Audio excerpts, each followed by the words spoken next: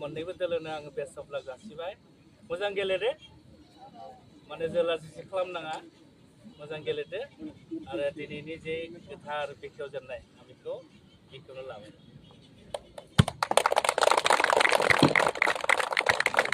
राजा नोंथांमोनखौ खावलायहरबाय नोंथांमोना बाजाराव दङब्ला जोंनि गेलेगिरि बिथांमोनखौ मदद खालामफैनांगौ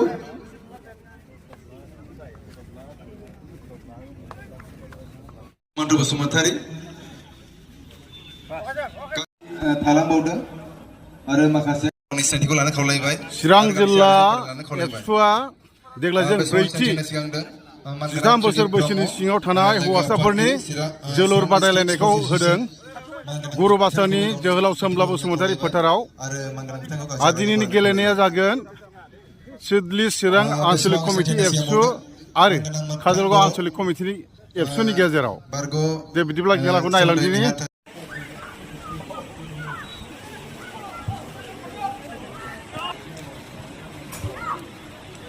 राफोद हानजायानो जाहैबाय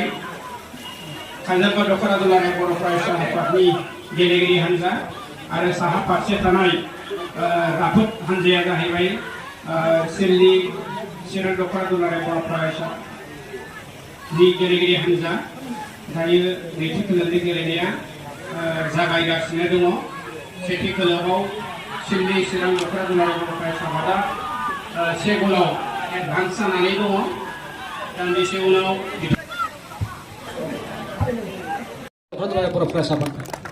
शम्भु बसुमतारी फंबाया बय अफ द मेच दिनैनि गेलेजेननायनि बान्थाखौ मोननो हादों 1000 रां बान्थाबो दङ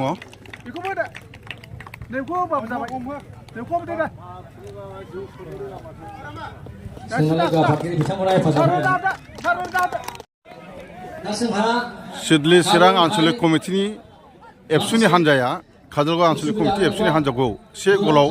एबा 1-0 गलाव फेजेननानै देरहासार बान्थाखौ मोननो हाबाय बिथांमोननिसिम कंग्रेचुलेसन होबाय बिथांमोना सिडली आन्चलिक कमिटि एबसुनि देरहासार गेलेगिरि हानजा